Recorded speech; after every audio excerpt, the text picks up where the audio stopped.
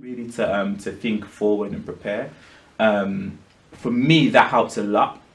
I think outside of that, again, it's your personal space, just organizing your personal space in orders in the order of priority, really. So obviously, if if I guess if you're you're studying or so forth, just make sure that your equipment that you need is literally in the right place and it's visible. It sounds simple, but as long as it's visible and it's clear, it's in the right place. You don't have to think. So the medium's straight there, and that's true for everything else as well. Really, I think it's just organization, having the things that you need around you in order of priority. Right. So you're able to to be more efficient basically with whatever it is that you need to do. I think for me, what definitely helped me again was just that diary thing, really. Because before working off a diary, I was just going off my head, and I'm always double booking things. And to be fair, my memory is actually quite good, so I was surviving for so long. Right. But then it got to the point where I'd agree to exactly. So I'd agree to something, and then I'd realize, oh gosh, I've got something else. And sometimes I'd have like 3 things on the same day, 3, and then and then it's just like, it's really it becomes a real struggle to be able to to get to that, especially when you're double booking, and you don't want that to come into you can't really manage everything in your head at that point. Not at all, man, not at all. So that's so that's it. So really, I guess what I'm kind of saying really is that if you can get your ideas in concrete, because it does help to literally have something that you can visually see, because that just makes all the difference, as opposed to it kind of just being in your head. If you can visualize it and you can physically see it in some type of medium, that always helps. Always. They always say out of sight, out of mind. That's it, man. Out of sight, out of mind. It just reminds me of copyright as well, an idea in print. Oh yeah, exactly. There's so much of that recently, but we've been doing a lot of copyright. Oh, have you? Have you been doing that copyright? I love stuff on copyright. When it comes to recording your music or composing songs, how do you like to start, or is it different for everything? That's a great question. How I usually compose, gosh man, I guess when I sit down, I usually start with the chords, if that makes sense, or the harmony first.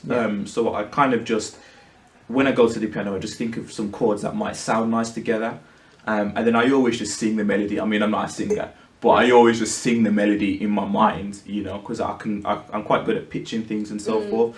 So after I've got the chords, I just sing the melody, really. So it's that process of just kind of finding the harmony or the body of the song first, and then obviously I then apply some type of melody and then mix the melody in with the chords, and then a chord for you. But again, it's initially difficult to get into, but how to really get into it is again just networking and getting outside of Birmingham, literally. Right. Not saying there's anything wrong with Birmingham, but you can't just be limited in one place. That makes sense. You've got to get out there, especially as touring. Oh yeah, of course, man. You can't. That's exactly what I'm saying. You can't. It's not going to come to you. Basically, you have to go to it. You have to go to the places where these things. People. That's it. And go to the hotspot. So if in London there are certain opportunities there, you just got to get down there.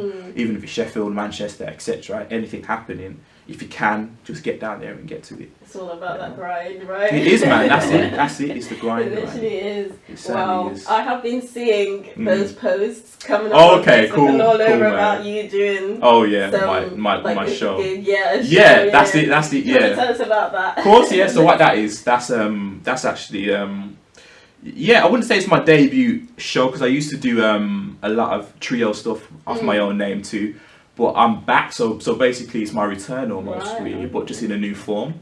And that's actually it's going to be held at Symphony Hall, and that's my own show, basically, for want of a better word. It's my own performance with my own quintet. So at the moment, it's just called the Ashley Allen Quintet, and it's actually just formed from a lot of my good friends, and we've got a new element to the group. Actually, his name's called Louis Spencer. He's on your course. He's from the performance. He's an amazing guitarist. So he's actually joining us too. Okay, nice. So he's on it, and I'm definitely going anyway. Oh, thank you. Yeah, when is that would be great. The 4th of November. Right. The 4th of November. So if you can make it, it's at 5 o'clock. So it's at Symphony Hall. It should be in the foyer. Okay. So as soon as you come in through the doors in Symphony Hall, you won't be able to miss it. It's literally just to the left. All right. So so you'll see me there. Do my thing. So, doing your thing. That's it. What can we expect from that show then? Okay, so Any secrets or yeah, I think just expect open-mindedness basically. Right. You know, I would really say jazz, but it's not really. It comes under the banner of Jazz Lines because Jazz Lines is the company that obviously that's promoting the show and so forth. Because I used to obviously work with some of the people from Symphony Hall, right. so they're so that's like the company basically that's promoting it. But musically speaking, it's just going to be a series of my own compositions really.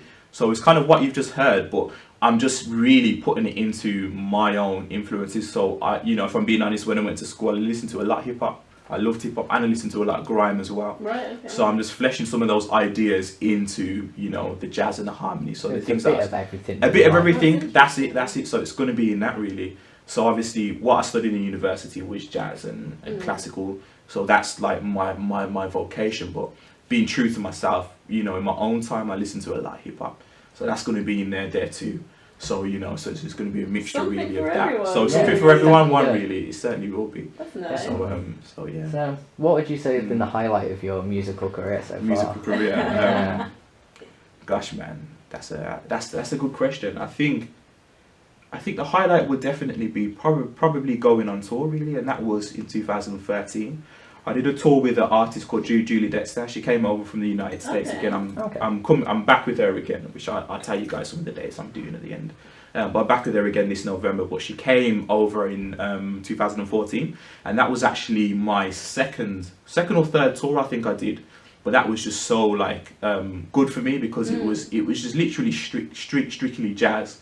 And I was really nervous about it because she's a massive artist over there and so forth. She's huge on the jazz scene, and she came over and she asked me to play. And obviously the musicians that I was playing with were obviously top notch as well. But the reason why that was a highlight was just because, you know, I just felt so free while I was playing, and I did a solo and so forth. And nice. you know, the crowd obviously erupted at the end of the solo because you know, it just went down really, really well basically. Yeah. You know, but it's not because the solo went why it was the highlight. Come on. It's just the freeness. It's the freeness that I was able to you know, I could really be myself. She just gave me the scope basically to be me, you know, and that to do my thing really. You know what I mean? But obviously, while still being obviously strict to the format of the song. Yeah. But I just had the freedom really, and that was really the highlight, you know. And we actually that was actually Manchester. It was actually a place called Matt and Fred's. I'm back there again in November too. And the audience were great, man. I don't know what it is about Manchester, but the audience in there in Manchester, the people down there, they love you, man. Big for music. It's big for music, man. So they were just getting down, man, and we did like we did that song called "Killing Me Softly" by Lauryn Hill. Oh, nice. And the way the crowd was singing that song, like, oh man, the way they were singing that, they were just singing that song like above us on the stage, and the musicians are loud as well. Whoa. But they were just singing the song with us, man. So you know, a good feeling. it was great. Honestly, it was great. It really was great. Complain. You can't, man. Complain. You can't. So I know you mentioned a bit about your quintet. What, you said that it's your return basically. Yeah. So what I mean by that really is that I used to actually play in a trio when I was younger, when I was 18. Okay. Actually 17 actually. I used to play in like I formed a little trio called Placid Groove, and we used to play around the Birmingham region and so forth. But that kind of stopped when I got to uni at 19, 20. Because obviously just everybody really got busy and everybody went to different areas, so that obviously kind of, you know, dispersed. But one of the members from Placid Groove is back in my quintet again. He's the saxophonist called Ashley Betford. So obviously, I just thought to myself, well, I'd love to really get back into that again, just do my own stuff.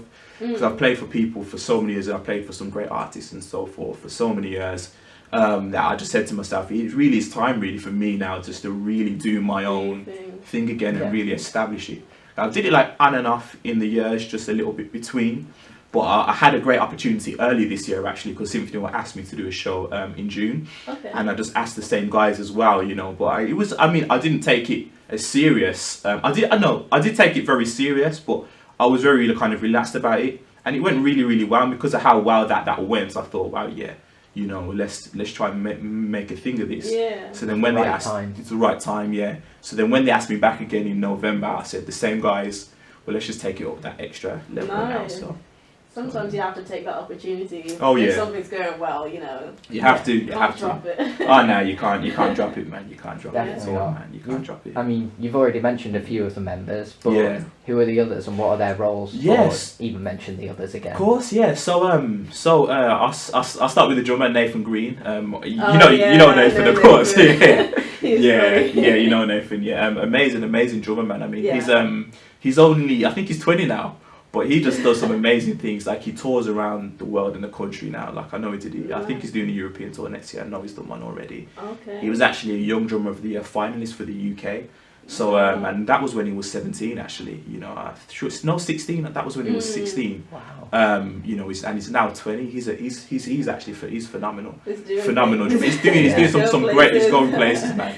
Do some great things. The next member is called Aldane Brown. You know Yeah, Aldane as I know well, Aldane. of course. Yeah, a bassist. You know, amazing talent. He's a young guy. I think he's still in the process of obviously just discovery, but he has an exceptional talent.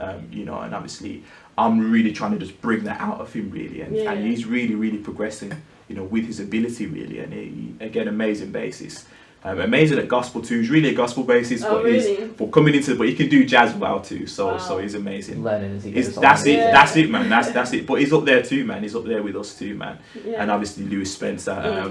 You know, he's kind of a new addition. I met him actually on the course, but I was just so impressed from him. I remember the first time I saw him play. I think was it wasn't an audition, but it was the first kind of induction day. Okay. And obviously Right, me and the other course lecturer Jamie, we asked them to kind of just play something, and he played, and I thought, wow, this guy really has some good stuff. And I think what I liked about him was just his personality, his spirit as well. He's very humble, very down to earth, like a lot of the other guys on the course too, like Sophie and so forth. And you know, but Lewis, very down to earth guy.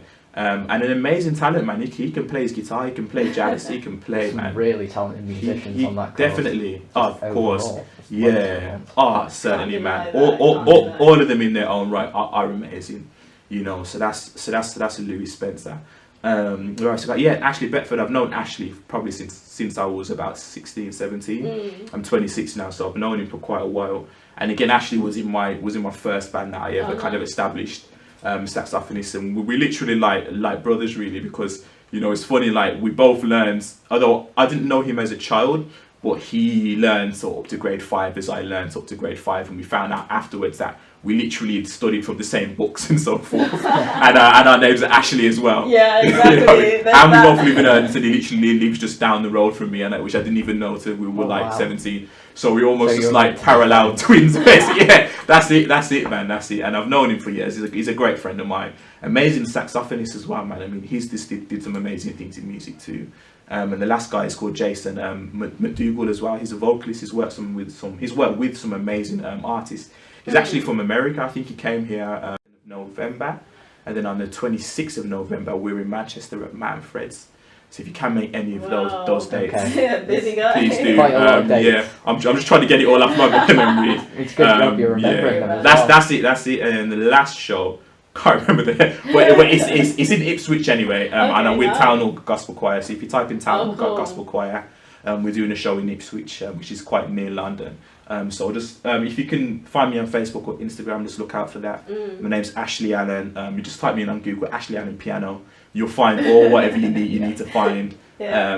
You know, so yeah, you can find me on Instagram, Facebook, SoundCloud as well. Nice. And just keep updated. Yeah, Some nice definitely. stuff. Well, Great. you're a busy guy, so Yeah, better keep yeah, updated, catch yeah. up with Definitely. Yeah. Well, we're definitely. going to close on your jazz quintet. This Okay, is yeah. John Pincher. Well, let me just say actually, yeah. the song's actually called Mother Please. Okay. It's actually by my friend called John Pincher. Oh, right. And he's actually getting married actually so, Oh, nice. this weekend, so I'll just put it on really for us. And again, don't be too critical, because I think I was 20 or 21 okay. when I did it, so that's it. So Well, it's called Mother congratulations Please. to John Pincher. Yes, congratulations, John, if you're Congratulations. listening. Congratulations, bro. This is your song. Mother Please.